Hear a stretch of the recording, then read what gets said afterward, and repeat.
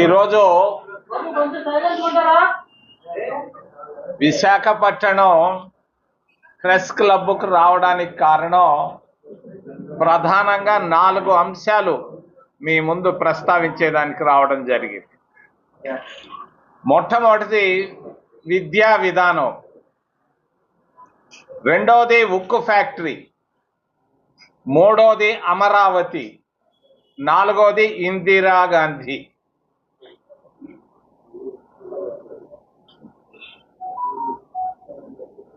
విద్య అనేది చాలా ప్రధానమైనది.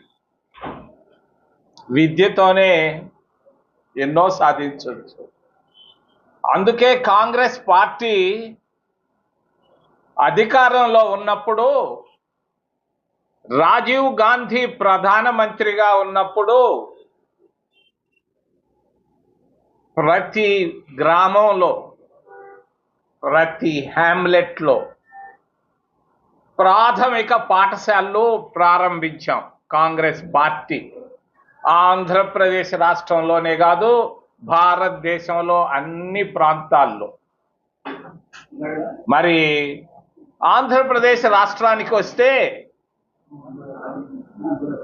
35,000 ప్రాథమిక పాఠశాలను రాజీవ్ గాంధీ ప్రధానమంత్రిగా ఉన్నప్పుడు ప్రారంభించడం జరిగింది. విద్యకు చాలా ప్రాధాన్యత ఇచ్చాం కాంగ్రెస్ పార్టీ. ఈరోజు విద్యా విధానాన్ని, ప్రాథమిక పాఠశాలల సంఖ్యను కూటమి ప్రభుత్వం తగ్గిస్తూ పోతా ఉంది. వాళ్ళ ఆలోచన 35,000 ఉన్నటువంటి ప్రాథమిక పాఠశాలను 10,000కు తీసుకురావాలన్నది వాళ్ళ ఆలోచన ఆంధ్రప్రదేశ్ రాష్ట్రంలో. ఈ సంవత్సర కాలంలో 5,000 ప్రాథమిక పాఠశాలను తగ్గించడం జరిగింది. మరి ఈ సంవత్సరం ఇంకొక 5,000 ప్రాథమిక పాఠశాలను తగ్గించాలన్న ఆలోచనతో మోడల్ స్కూల్స్ అని ఒక కాన్సెప్ట్ను చంద్రబాబు నాయుడు గారు తీసుకొని వస్తున్నారు. దీన్ని నేను ఖండిస్తున్నాను. చంద్రబాబు నాయుడు గారు తీసుకొస్తున్నటువంటి విద్యా విధానం, ప్రాథమిక పాఠశాలను తగ్గించడం నేను ఖండిస్తున్నాను కాంగ్రెస్ పార్టీ తరఫున. మరి పేదవాళ్ళు ఎక్కడో మాలవడిలో ఉన్నారు, లేకుండా ఉంటే గిరిజన కాలనీలో ఉన్నారు, అక్కడ కూడా మేము పెట్టాం ప్రాథమిక పాఠశాలను. ఎందుకు? ప్రతి బిడ్డ చదువుకోవాలి, ప్రతి బిడ్డ పైకి రావాలన్న ఉద్దేశంతో. ప్రతి బిడ్డకు కాంగ్రెస్ పార్టీ ప్రాథమిక పాఠశాలలోనే కాదు, మరి హై స్కూళ్ళలో, కాలేజీల్లో కూడా మధ్యాహ్న భోజన పథకాన్ని ప్రవేశపెట్టింది కాంగ్రెస్ పార్టీ. పోయి అవినీతికి రాజధానిగా తయారయ్యే అవకాశాలు ఉన్నాయి. జాగ్రత్త పడు చంద్రబాబు నాయుడు. 50,000 కోట్ల రూపాయలు అప్పు తెస్తానంటాడు.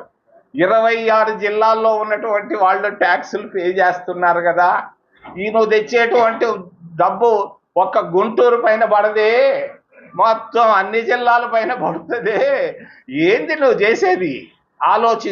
ఆలోచించమని నేను చంద్రబాబు నాయుడు తెలియజేస్తూ, నేను అమరావతికి అడ్డం రావటం లేదు, దాని గురించి వ్యతిరేకంగా మాట్లాడటం లేదు. 25 జిల్లాల ప్రజల మనస్తత్వాలు గమనించి ముందుకెళ్ళమని నేను తెలియజేస్తున్నాను. చివరిలో ఇందిరాగాంధీని విమర్శించే పరిస్థితులు లేవు, తెలియదు. ఇందిరాగాంధీ ఒక గొప్ప నాయకురాలు. ఇందిరాగాంధీ విశాఖ ఉక్కు ఫ్యాక్టరీ వచ్చింది. ఇందిరాగాంధీ ప్రధానమంత్రిగా ఉన్నప్పుడే విశాఖ ఉక్కు ఫ్యాక్టరీ వచ్చింది. మరి ఈరోజు బీజేపీ ప్రభుత్వం, కూటమి ప్రభుత్వం వల్లే ఉన్న విశాఖ ఫ్యాక్టరీని అమ్ముకోవాలని చూస్తున్నారు. ఇందిరాగాంధీ గొప్ప పని చేసింది కదా, విశాఖలో ఉక్కు ఫ్యాక్టరీని తెచ్చిపెట్టింది కదా, ఉక్కు మహిళ కదా అమ్మా, అవునా కాదా? మరి పత్రికా స్వేచ్ఛను గురించి మాట్లాడుతున్నారు. అయ్యా, ఇందిరాగాంధీ పత్రికా స్వేచ్ఛను తీసేసిందని నేను అడుగుతున్నాను మిమ్మల్ని సూటిగా, ఈ రోజు మీకు పత్రికా స్వేచ్ఛ ఉందా? ఎక్కడుంది స్వేచ్ఛ? మీకు ఎక్కడ ఉంది? స్వేచ్ఛ లేదు. ఆ రోజు మేలు ఇందిరాగాంధీ రోజుల్లో కనీసం రాస్తే రాసేవాళ్ళు మేనేజ్మెంట్లు. ఈ రోజు పత్రికా స్వేచ్ఛ అనేది ఈ రోజు లేదు, ఆ రోజు ఉండింది. ఇందిరాగాంధీ గొప్ప నాయకురాలు, ఆమెని వాళ్ళు చెప్తారు ప్రజాస్వామ్యాన్ని కూనీ చేసింది. మోడీ ప్రభుత్వం కూనీ చేస్తా ఉంది, మన కళ్ళ ముందే చూస్తున్నాం. ఏంటిది? మరి ఎవడైనా చేస్తాడా? గిరిజనుల పురుషాంగాలు ఎప్పుడైనా చరిత్రలో మనం విన్నామా? ఈరోజు పురుషాంగాలు వస్తున్నారే. ఇదే ప్రజాస్వామ్యం అంటే? ఆ రోజు ఇందిరాగాంధీ గిరిజనులకు సాయం చేసింది, ఎస్సీలకు సాయం చేసింది, పేదవాడికల్లా అడిగినోడికల్లా భూమి ఇచ్చింది, బ్యాంకులు జాతీయం చేసింది, పాకిస్తాన్ 2 భాగాలు చేసింది, దేశాన్ని బలోపేతంగా తీసుకెళ్ళింది. ప్రపంచ దేశాల్లో ఈ రోజు ఉన్నటువంటి విదేశాంగ విధానం అది ఒక విధానమా? ఆ రోజు ఆమె లౌకిక శక్తులన్నింటినీ కలుపుకుంటూ ఆ రోజు తీసుకొచ్చింది నాన్ అలైన్డ్ మూమెంట్ అని, అమెరికా వాళ్ళకి అగెనిస్ట్ గా తీసుకొని వచ్చింది. మరి అటువంటి ఇందిరాగాంధీని విమర్శించే హక్కు భారతీయ జనతా పార్టీకి మరి ఎవరికి లేదని తెలియజేస్తూ అరెస్టులు చేశారు వెంకయ్య నాయుడు అంటారు. ఈ రోజు ఎంతమందిని అరెస్ట్ చేస్తున్నారు మీరు? ఎంతమంది? వేల మందిని. వాళ్ళు ఏదో వాళ్ళ ఆలోచన విధానంతో వాళ్ళ సిద్ధాంతాలతో ముందుకు పోతే కాల్చవతలు బారేస్తున్నారే సద్దన్నం తింటుంటే అడవుల్లో. ఇదే ప్రజాస్వామ్యం? ప్రజాస్వామ్యం భారతదేశంలో బాగా బలహీనమైపోయింది. పత్రికా స్వేచ్ఛ కూడా బాగా బలహీనమైపోయింది. ఎన్డీటీవీ లాంటి మంచి టీవీ ఒకటి వస్తుంటే దాన్ని కూడా కొనేసారే భారతీయ జనతా పార్టీ. ఏడుందయ్యా పత్రికా స్వేచ్ఛ? ఈరోజు ఉందని మీరు చెప్పుకోవచ్చేమో కానీ వాస్తవానికి ఈరోజు మరి పత్రికా స్వేచ్ఛ లేదు. జర్నలిస్టులకు ఫ్రీడమ్ లేనే లేదు. భారతీయ జనతా పార్టీ హయాంలో అందరూ భయంతో ఉన్నారు. మీరు రాయాలనుకుంది రాసినా కూడా ఆడ మేనేజ్మెంట్లో కట్టు కట్టు కట్టు. వాడు ఎందుకంటే వాడిపైన ఈడీ వచ్చి కూర్చుంటుందని వాడికి భయం. ఈ పరిస్థితుల్లో భారతదేశం ఉంది. ఇందిరాగాంధీ గొప్ప నాయకురాలు, రాజీవ్ గాంధీ వల్లే విద్యా విధానంలో ప్రతి మారుమూల ప్రాంతాలకు కూడా పాఠశాలలు పెట్టాం. అటువంటి విద్యా విధానాన్ని కంటిన్యూ చేయాలని చంద్రబాబు నాయుడు గారిని విశాఖపట్నం నుంచి నేను డిమాండ్ చేస్తూ, నేను ఏదైనా ప్రశ్నలు ఉంటే అడగమని మిమ్మల్ని చేతులెత్తి దీన్ని నీరుగార్చే ప్రయత్నం చంద్రబాబు నాయుడు చేస్తున్నాడు. దీన్ని నేను ఖండిస్తున్నాను నిశ్చితంగా. తప్పు ఇది, తప్పు ఇది. ఎస్సీలు చదువుకోవడం కూటమి ప్రభుత్వానికి ఇష్టం లేదు. ఎస్టీలు చదువుకోవడం కూటమి ప్రభుత్వానికి ఇష్టం లేదు. మైనారిటీలు చదువుకోవడం కూటమి ప్రభుత్వానికి ఇష్టం లేదు. ఓబీసీలు చదువుకోవడం అసలే ఇష్టం లేదు. అందుకొరకే ఈ ప్రాథమిక పాఠశాలను తగ్గిస్తున్నారు. తప్పు తప్పు తప్పు అని తెలియజేస్తున్నాను. చంద్రబాబు నాయుడు చదువుకున్న స్కూల్ ఎక్కడా? ఆ రోజు ఉన్నటువంటి విద్యా విధానం ఈ రోజు ఎందుకు లేకుండా పోతా ఉంది? ఎవరిచ్చారు నీకు ఈ సొత్తు? 150 మంది ఎమ్మెల్యేలు ఉంటే చేస్తావా? నేను చెప్తున్నాను చంద్రబాబు నాయుడు గారికి, వెంటనే మీ విద్యా విధానాన్ని, మేము కాంగ్రెస్ ప్రభుత్వం తీసుకొచ్చినటువంటి విద్యా విధానాన్ని అదే విధంగా యథాప్రకారంగా చేయాలని నేను తెలియజేస్తున్నాను. ఈరోజు ఎస్సీల పరిస్థితి అధ్వానంగా ఉంది. ఆంధ్రప్రదేశ్ రాష్ట్రంలో కాళ్ళు చేతులు కట్టేసి పోలీసులు కొడుతున్నారు కాళ్ళ మీద, మరి చేతుల మీదే కాదు, చంపడం తప్పించి అన్నీ చేస్తున్నారు. తెలుగుదేశం ప్రభుత్వంలో పోలీసుల ద్వారా చేయిస్తున్నారు. మరి గిరిజనుల పురుషాంగాలు కోస్తున్నారు, పురుషుల పురుషాంగాలు కోస్తున్నారు. అరకు ఛత్తీస్గఢ్ల మధ్య ఎందుకు కోస్తున్నారు పురుషాంగాలు?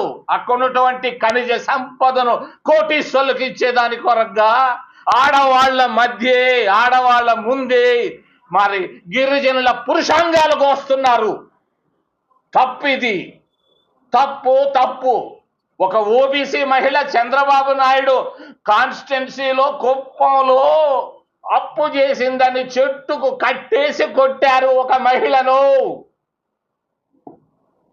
మైనారిటీలను చంద్రబాబు నాయుడు కాన్స్టిట్యున్సీలోనే ఒక ముస్లిం మహిళలను పట్టుకొని కొడుతున్నారు. ఒక చదువుకున్న ఒక దళితుడు మరి వాడు వెళితే వెటర్నరీ కాలేజ్ తిరుపతిలో వాడు కుర్చీని కూడా తీసి ఇసిరేసినటువంటి ఘనత తెలుగుదేశం పార్టీకే దక్కింది. నేను దీన్ని ఖండిస్తున్నాను చంద్రబాబు నాయుడు గారి ప్రభుత్వాన్ని. ఒక్క సంవత్సరంలో ఆయన చేసింది 000 గ్రాఫిక్స్ మాటలు తప్పించి ప్రజల్లో వ్యతిరేకత మొదలైంది, అసంతృప్తి బాగా మొదలైంది చంద్రబాబు నాయుడు కూటమి ప్రభుత్వం పైన తెలియజేస్తూ ఉక్కు ఫ్యాక్టరీ కాంగ్రెస్ పార్టీ తీసుకొచ్చినటువంటి ఫ్యాక్టరీ ఏంటి? ఎన్నిసార్లు వచ్చాడు ప్రధానమంత్రి ఈ విశాఖ ఉక్కు ఫ్యాక్టరీ విశాఖపట్నానికి? చంద్రబాబు నాయుడు ప్రభుత్వం సపోర్ట్ చేస్తుంది. మరి ఒక్క మాట చెప్పలేదే ఉక్కు ఫ్యాక్టరీని గురించి. అంత ఉక్కు మనస్తత్వమా కేంద్ర ప్రభుత్వానిది? ఊరికే మాటలు ముచ్చట్లు తప్పించి ఏమి సాధించారు?